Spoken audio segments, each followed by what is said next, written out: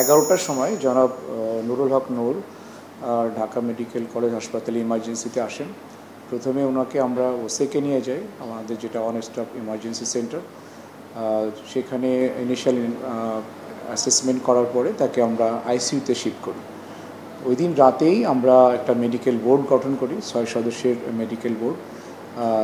যে বোর্ডের সদস্য ছিলেন ENT specialist, eye specialist, neurosurgeon এবং আমাদের অ্যানেস্থেশিয়া বা আইসিইউর যে প্রধান, এই সকল বিভাগের প্রধানরা ওই দিন রাতেই এবং আমি নিজে উপস্থিত থেকে এই বোর্ডটা পরিচালনা করি এবং ওইখানে তার অ্যাসেসমেন্ট হয় এবং পরবর্তী ম্যানেজমেন্ট সম্পর্কে সিদ্ধান্ত হয়।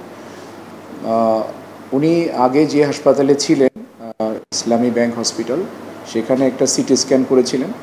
পরে আমরা পরদিন সকালে, মিনস 30 তারিখ সকালে আমরা আবার একটা সিটি স্ক্যান করি। তো আমরা ওনাকে নেসেসারি যেসব ব্যবস্থা বা পরীক্ষা নিরীক্ষা আমরা আইসিইউতে রেখেই চালিয়ে যাচ্ছি। বর্তমানে উনি স্টেবল আছেন এবং কথাবার্তা বলছেন বা লিকুইড ডায়েট উনি খেতে পারছেন বা খাচ্ছেন। ওনার যে সমস্যাগুলো ছিল সেটা মূলত 4টা সমস্যা। একটা হচ্ছে ওনার নাকের হাড় ভেঙে গেছিলো, ম্যাক্সিলা যেটা মুখের একটা হাড়, একটা ক্রাক আছে। আর ওনার চোখে একটু ইনজুরি, যেটা আমরা সাবকনজাংটিভাল হ্যামোরেজ বলি। সেখানে ডান চোখে একটু এরকম হ্যামোরেজ আছে। আর যেটা নিয়ে আমরা একটু কনসার্ন সেটা হচ্ছে ওনার কিছু ইন্ট্রাক্রেনিয়াল হ্যামোরেজ ছিল, যদিও খুব বেশি না, এটা অল্প পরিমাণে ছিল।